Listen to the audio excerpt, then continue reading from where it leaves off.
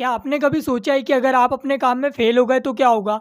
आपकी मेहनत तो बेकार चली जाएगी, आपका फ्यूचर खतरे में होगा। तो क्या हमारे पास प्लान भी होना चाहिए? लेकिन लोग तो बोलते हैं कि सिर्फ एक काम पर फोकस करो, लेकिन अगर हम उसमें ही फेल हो गए तो क्या होगा? यही डर आपके दिमाग में भी चलते रहता है, जिसकी वजह से आप अपना पहला कदम नहीं उठा पाते। भाई आप मानो या ना मानो, डर एक अच्छी चीज है। डर महज एक सिग्नल है जो आपका मन आपको देता है कि कुछ बुरा हो सकता है। लोग शेर के पास जाने से डरते हैं क्योंकि उनको पता है कि शेर उन्हें जिंदा खा सकता है। इसलिए डर एक प्रकार से हमारी प्रोटेक्शन के लिए एक प्रोटेक्शन मैकेनिज्म के फॉर्म में काम करता है। वैसे तो डर दो प्रकार के होते हैं, एक होता है रियल डर जो कि जेन्युइन है, और एक होता है फेक डर जो आपके माइंड ने खुद क्रिएट किया हुआ होता है। इसको अच्छे से समझने के लिए आओ एक इमेजिनरी एग्जांपल लेते हैं। दो दोस्त थे, ए और बी। दोनों ऐप डेवलपमेंट का बिजनेस शुरू करना चाहते हैं, लेकिन ऐसा करने के लिए दोनों को अपनी प्रेजेंट जॉब को छोड़ना पड़ेगा। ए जानता है कि वो बहुत शानदार एप्लीकेशन बना सकता है, और वो ये भी जानता है कि वो इसके लिए बहुत मेहनत करेगा और अपने बिजनेस को आगे बढ़ाने के लिए वो हर पॉसिबल एफर्ट लगाने को भी तैयार है। वो जानता है कि उसके पास कुछ स्किल की कमी है,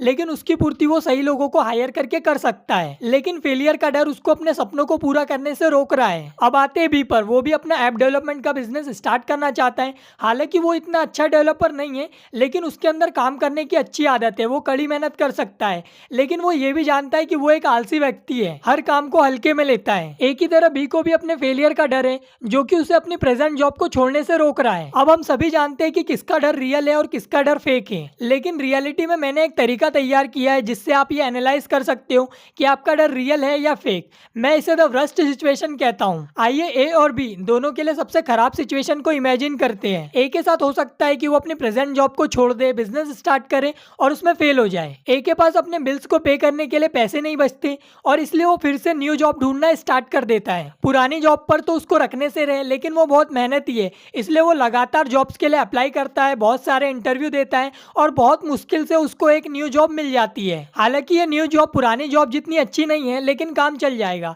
ए के लिए ये होने वाली सबसे खराब सिचुएशन है। अब बात करते हैं बी की। वो भी अपनी जॉब छोड़ सकता है, बिजनेस स्टार्ट कर सकता है और उसमें फेल हो सकता है। हालांकि वो ए जितना मेहनती और अच्छा डेवलपर नहीं है, इसलिए उसको न्यू जॉब मिलने में थोड़ी परेशानी हो सकती है। और इसके अलावा वो एक आलसी व्यक्ति है, इसलिए उसको हर कंपनी में अप्लाई करना, इंटरव्यू देना बहुत मुश्किल काम लगता है। क्योंकि वो ए जितना टैलेंटेड नहीं है, इसलिए हो सकता है कि वो लाइफ टाइम बेरोजगार रहे। बी के लिए ये सबसे खराब कंडीशन है। वो रोड पर आ सकता है, इसलिए उसका ये डर रियल है, क्योंकि उसके साथ ऐसा हो सकता है जिसे वो कंट्रोल नहीं कर पाएगा। अभी अगर वो फर्स्ट फ्लोर पर है, उसके पास अच्छी सैलरी वाली जॉब है, तो बिजनेस फेल होने के बाद वो ग्राउंड फ्लोर पर आ जाएगा, और फिर से फर्स्ट फ्लोर पर आना उसके लिए बहुत मुश्किल हो जाएगा। तो बेहतर होगा कि वो अपने डर को धन्यवाद करे, क्योंकि उसने उसकी जान बचाई है, और अपनी स्किल पर काम करे कि आपका बिजनेस फेल हो भी जाए तो भी आपके पास एक सिक्योर जॉब रहे, जहां से आपके पास पैसा आता रहे। और दूसरी तरफ अगर आपको लगता है कि मैं सारी सिचुएशन को हैंडल कर सकता हूं, मैं फर्स्ट फ्लोर पर हूं और बिजनेस फेल होने के बाद अगर मैं ग्राउंड फ्लोर पर आ भी गया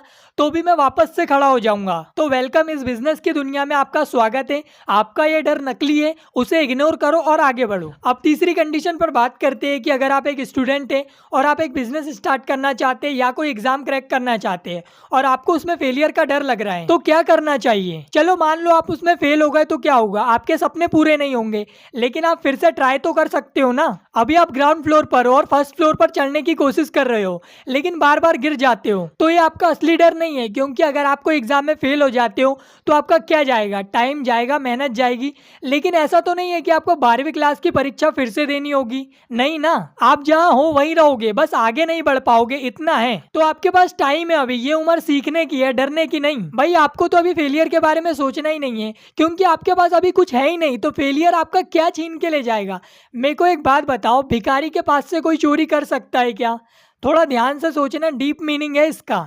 तो आशा करता हूँ आपको ये तीनों कंडीशन में डिफरेंस समझ में आ गया होगा, और किस सिचुएशन में कैसे डील करना है ये भी समझ आ गया होगा। तो इस वीडियो को यहीं एंड करते हैं। वीडियो अगर आपको अच्छी लगी हो तो वीडियो को लाइक कीजिए और चैनल को भी सब्सक्राइब कीजिए, जिससे आने वाली हमारी सारी वीडियोस को आप देख पाएंगे। धन्यवाद, मिलते हैं अगली वीडियो में।